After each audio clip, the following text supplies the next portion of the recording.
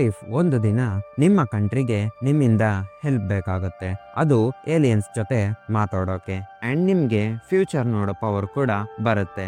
S guys, ನಾನು ಹೇಳ್ತಿರೋದು Arrival movie ಬಗ್ಗೆ. So today we are back with another explaining video. So ತಡ ಮಾಡೋದ್ ಬೇಡ, ಕಮ್ ಆನ್ ಎಕ್ಸ್ಪ್ಲೈನ್ ಮಾಡೋಣ. ಪಾಪ್ಕಾರ್ನ್ ಸ್ನಾಕ್ಸ್ ನ ಜವಾಬ್ದಾರಿ ನಿಮ್ದು, ಎಕ್ಸ್ಪ್ಲೈನ್ ಮಾಡೋ ಜವಾಬ್ದಾರಿ ನಂದು. ನಾನ್ ನಿಮ್ಮ Loki. Welcome back to my channel Loki cinemas.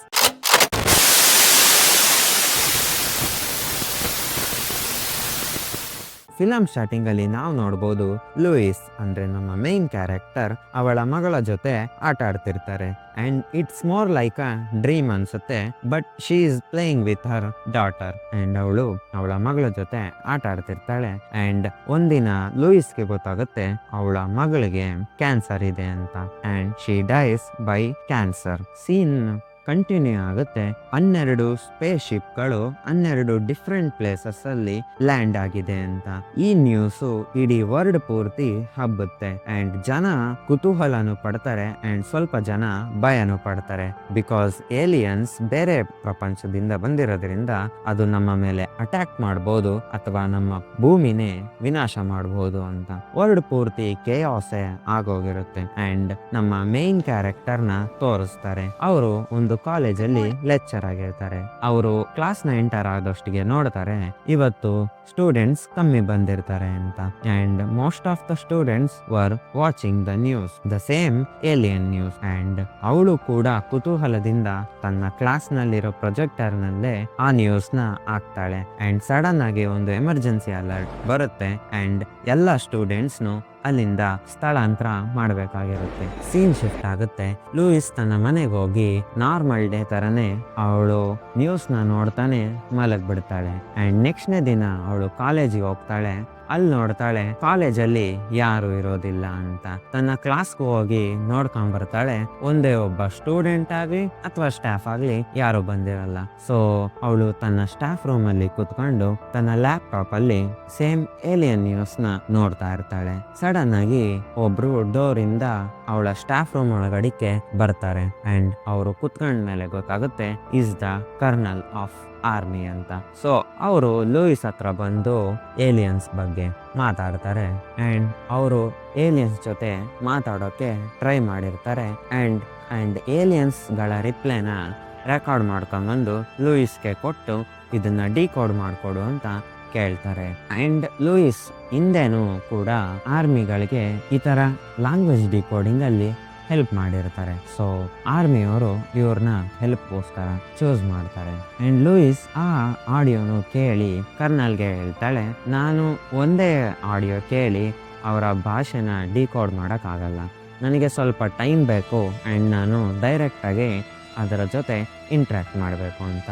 So army kernel ಹೇಳ್ತಾರೆ, ಇದರಲ್ಲಿ ಯಾವುದೇ ಔಟ್ಸೈಡರ್ನು ಮಿಷಿನ್ ಒಳಗಡೆ ಕರ್ಕೊಳ್ಳೋದ್ರಿಂದ ತುಂಬಾನೇ ರಿಸ್ಕ್ ಇದೆ, ಅವರ ಚೇಂಬರಿಂದ ಎದ್ದೋಗ್ತಾರೆ. ಸೊ ಲೂಯಿಸ್ ಯಾರು ಇಲ್ದಿರೋ ಕಾರಣ ತನ್ನ ಮನೆಗೆ ಹೋಗಿ ನ್ಯೂಸ್ ಹಾಕ್ಕೊಂಡು ಸೋಫಾ ಮೇಲೆ ನ್ಯೂಸ್ ನೋಡ್ತಾ ಮಲಗಿಬಿಡ್ತಾರೆ. ಆ್ಯಂಡ್ ಮಧ್ಯರಾತ್ರಿ ಆದಾಗ ಹೆಲಿಕಾಪ್ಟರ್ ಅವಳ ಮನೆ ಕಡೆ ಬರೋ ಸೌಂಡಿಂದ ಅವಳು ಎದುರುಕೊಂಡು ಎದ್ದುಬಿಡ್ತಾಳೆ. ಆ್ಯಂಡ್ ಆ ಚಾಪರ್ ಅವಳ ಮನೆಯಿಂದನೇ ಲ್ಯಾಂಡ್ ಆಗುತ್ತೆ. ಆ್ಯಂಡ್ ಅದರೊಳಗಡೆಯಿಂದ ಕರ್ನಲ್ ಇಳಿದು ಬಂದು, ನೀನು ಈ ಮಿಷನ್ನಲ್ಲಿ ಎಂಟರ್ ಆಗಿದೆಯಾ, ನಮ್ಮ ಜೊತೆ ಬಾ ಅಂತ ಕರೀತಾರೆ. ಆ್ಯಂಡ್ ಅವರೆಲ್ಲ ಒಂದು ಆರ್ಮಿ ಚೇಂಬರ್ ಒಳಗಡೆ ಹೋಗ್ತಾರೆ. ಆ್ಯಂಡ್ ಅಲ್ಲಿ ನಮ್ಮ ಇನ್ನೊಂದು ಮೇನ್ ಕ್ಯಾರೆಕ್ಟರ್ ಇಯಾನ್ ಇರ್ತಾರೆ. ಆ್ಯಂಡ್ ಅವರು ಕೂಡ ಈ ಥರ ವಸ್ತುಗಳಲ್ಲಿ ಸ್ಪೆಷಲಿಸ್ಟ್ ಆಗಿದ್ರಿಂದ ಅವ್ರನ್ನು ಈ ಮಿಷನ್ಗೆ ಎಂಟರ್ ಮಾಡ್ಕೊಂಡಿರ್ತಾರೆ. ಆ್ಯಂಡ್ ಈಗ ಏಲಿಯನ್ಸ್ ಜೊತೆ ಕಮ್ಯುನಿಕೇಷನ್ ಮಾಡೋಕ್ಕೆ ಲೂಯಿಸ್ ಮತ್ತು ಇಯಾನ್ನು ಕೂಡ ಆ್ಯಡ್ ಮಾಡ್ಕೊತಾರೆ. ಆ್ಯಂಡ್ ಅವರು ರೇಡಿಯೇಷನ್ ಸೂಟ್ಸ್ನ ಹಾಕೊತಾರೆ. ಬಿಕಾಸ್ ಒಂದು ಏಲಿಯನ್ ಶಿಪ್ಪಲ್ಲಿ ಮನುಷ್ಯನಿಗೆ ಆಗದಿಲ್ದಿರೋ ರೇಡಿಯೇಷನ್ಸ್ ಕೂಡ ಇರ್ಬೋದು ಆ್ಯಂಡ್ ವೈರಸಸ್ ಕೂಡ ಇರ್ಬೋದು ಅಂದ್ಬಿಟ್ಟು. ಸೊ ಎಲ್ಲರೂ ರೇಡಿಯೇಷನ್ ಸೂಟ್ಸ್ನ ಹಾಕ್ಕೊಂಡು ಸ್ಪೇಸ್ಶಿಪ್ ಒಳಗಡೆ ಎಂಟರ್ ಆಗ್ತಾರೆ. ಅಂಡ್ ಆ ಸ್ಪೇಸ್ಶಿಪ್ ಕಂಪ್ಲೀಟ್ ಆಗಿ ಅರ್ತ್ ಮೇಲೆ ಲ್ಯಾಂಡ್ ಆಗಿ ಅಂಡ್ ಅವರು ಒಂದ್ ಸ್ವಲ್ಪ ಗ್ಯಾಪ್ ಅಲ್ಲಿ ಒಳಗಡೆ ಹೋಗ್ತಾರೆ. ಅಂಡ್ ಒಳಗೆ ಹೋಗ್ತಾ ಅಲ್ಲಿ ಗ್ರಾವಿಟೇಷನಲ್ ರೂಲ್ಸ್ ಚೇಂಜ್ ಆಗ್ತವೆ. ಸೊ ಅವರು ಇಲ್ಲಿವರೆಗೂ ಇದ್ದಿದ್ದು ಕ್ರೇನ್ ಇಂದ ಇಳಿದು ಆ ಸ್ಪೇಸ್ಶಿಪ್ ನ ಸರ್ಫೇಸ್ ಮೇಲೆ ನಡ್ಕೊಂಡು ಹೋಗ್ತಾರೆ. ಅಂಡ್ ಅವ್ರಿಗೆ ಒಂದು ದೊಡ್ಡ ಗ್ಲಾಸ್ ಕಾಣಿಸುತ್ತೆ. ಗ್ಲಾಸ್ ಇಂದ ಆ ಕಡೆಗೆ ಬರೀ ವೈಟ್ ಫಾಗ್ ಮಾತ್ರ ಇರುತ್ತೆ.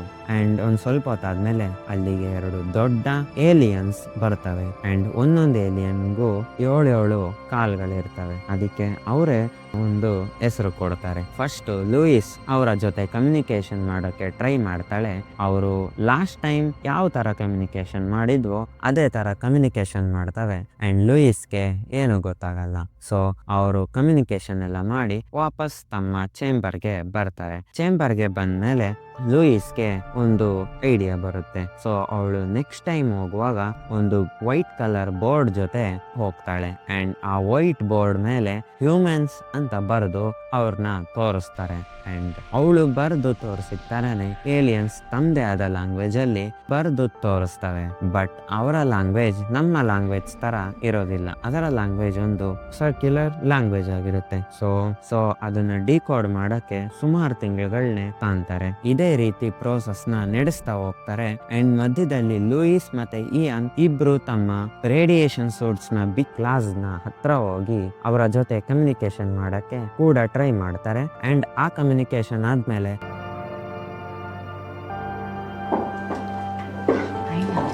ಅವರಿಬ್ರಿಗೂ ಚೆಕಪ್ ನಡೆಸ್ತಾರೆ. ಏನಾದ್ರೂ ಯಾವುದೇ ರೀತಿಯಾದ ವೈರಸ್ ಲೂಯಿಸ್ ಅಥವಾ ಇಯಾನ್ ಬಾಡಿ ಒಳಗೆ ಎಂಟರ್ ಆಗಿದೆಯಾ ಅಂತ. ಯಾವುದೇ ರೀತಿ ವೈರಸ್ ಇಲ್ಲ ಅಂತ ಗೊತ್ತಾಗಿ ಅವರ ರಿಪೋರ್ಟ್ ನೆಗೆಟಿವ್ ಬರುತ್ತೆ.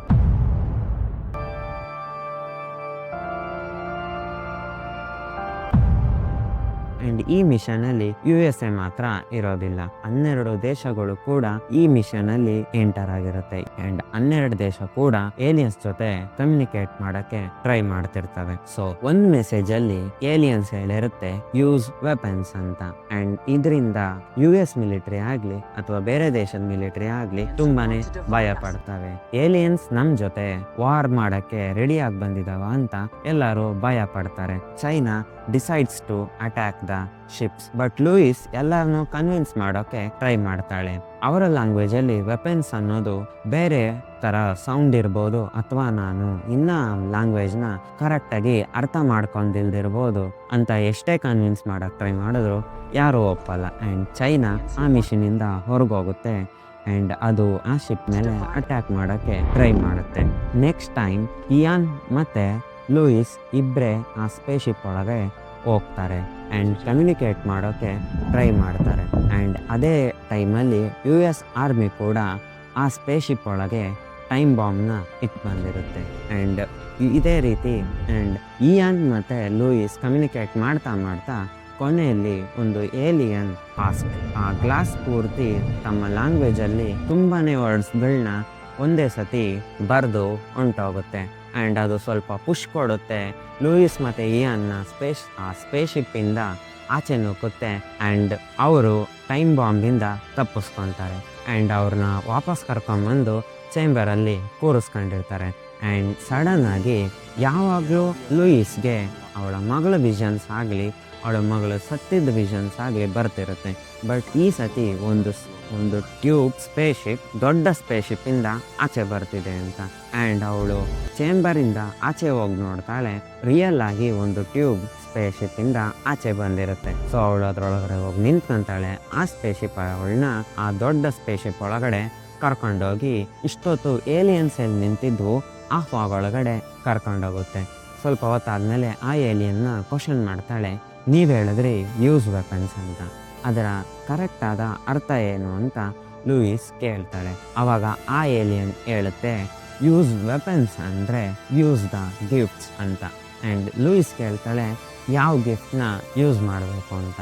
ಆ ಏಲಿಯನ್ ಹೇಳುತ್ತೆ, ನಿನ್ನ ಹತ್ರ ಫ್ಯೂಚರ್ ನೋಡೋ ಪವರ್ ಇದೆ.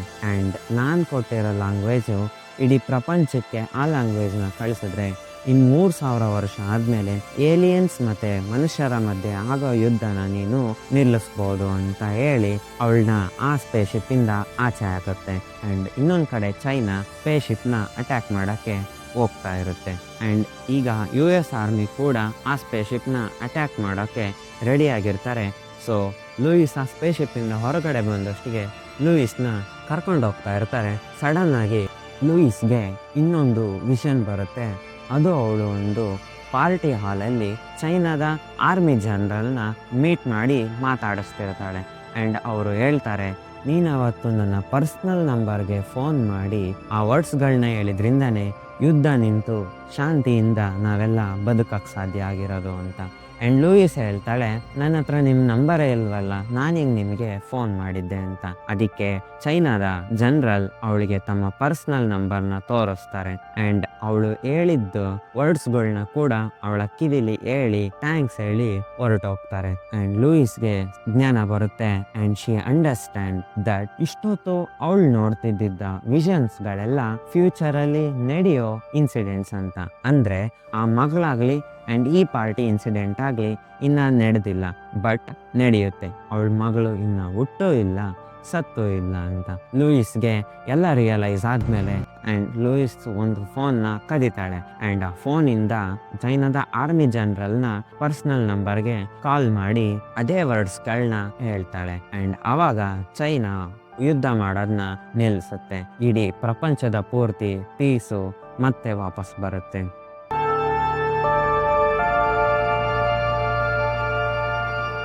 ಸೊ ಗೈಸ್, ಈ ಮೂವಿನ ಪೂರ್ತಿ ನೋಡಿದ್ಮೇಲೆ ನನ್ಗೆಲ್ಲರಿಗೂ ಸ್ವಲ್ಪ ಕನ್ಫ್ಯೂಷನ್, ಸ್ವಲ್ಪ ದುಃಖ ಆ್ಯಂಡ್ ಆಲ್ಸೋ ಸ್ವಲ್ಪ ಹೋಪ್ ಕೂಡ ಬರುತ್ತೆ. ಲೈಕ್ ನಮ್ಮ ಫ್ಯೂಚರಲ್ಲಿ ಎಷ್ಟೇ ನೋವಿದ್ರು ನಾವು ಪ್ರೆಸೆಂಟ್ನ ಬದುಕಬೇಕು ಅಂತ, ಅದು ಖುಷಿಯಾಗಿ. ಇದೆಲ್ಲ ನೋಡಿದ್ಮೇಲೆ ನನಗೆ ಹೇಳಬೇಕು ಅನ್ಸೋದು ಒಂದೇ ಒಂದು ಲೈನು, ನೋವು ಎದುರಾಗುವುದು ಖಚಿತ, ಆದರೆ ನಿನ್ನ ಆಯ್ಕೆ ಇಂದಿನ ನೋಗುವಾಗಿರಬೇಕು ಅಂತ. ಸೊ ಗಾಯ್ಸ್, ನಿಮಗೆ ಇದೇ ರೀತಿ ಮೂವಿ ಎಕ್ಸ್ಪ್ಲೈನ್ ವಿಡಿಯೋಗಳನ್ನ ನೋಡಬೇಕು ಅಂದರೆ ನಾನು ಲಾಸ್ಟ್ ಟೈಮ್ ಕೂಡ ಒಂದು ಮೂವಿನ ಎಕ್ಸ್ಪ್ಲೈನ್ ಮಾಡಿದ್ದೀನಿ. ಅದು ಕ್ರಿಸ್ಟೋಫರ್ ನೋಲನ್ ಅವರ ಪ್ರೆಸ್ಟೀಜ್ ಮೂವಿ. ಸೊ ಇದನ್ನ ನೋಡೋದನ್ನ ಮರಿಬೇಡಿ. ಆ್ಯಂಡ್ ನಾನು ಯಾವಾಗಲೂ ಹೇಳೋ ರೀತಿ, ಆ day without cinema the day wasted. So ಇನ್ನೊಂದು ವಿಡಿಯೋದಲ್ಲಿ ಸಿಗೋಣ. ಅಲ್ಲಿವರೆಗೂ ಲೈಕ್ ಮಾಡಿ, ಶೇರ್ ಮಾಡಿ. ನಿಮಗೆ ನೆಕ್ಸ್ಟ್ ಯಾವ ಮೂವಿನ ಎಕ್ಸ್ಪ್ಲೈನ್ ಮಾಡಬೇಕು ಅಂತ ಇದೆ ಅದನ್ನು ಕಮೆಂಟ್ ಮಾಡಿ. ಆ್ಯಂಡ್ ಇದೇ ರೀತಿ ಮೂವಿ ರಿವ್ಯೂಗಳನ್ನ ಆ್ಯಂಡ್ ಎಕ್ಸ್ಪ್ಲನೇಷನ್ಸ್ಗಳನ್ನ ನೋಡೋಕ್ಕೋಸ್ಕರ ಈ ಚಾನಲ್ನ ಸಬ್ಸ್ಕ್ರೈಬ್ ಮಾಡಿ ಅಂತ ಹೇಳ್ತಾ, ನಾನು ನಿಮ್ಮ ಲೋಕಿ ಸೈನಿಂಗ್ ಆಫ್.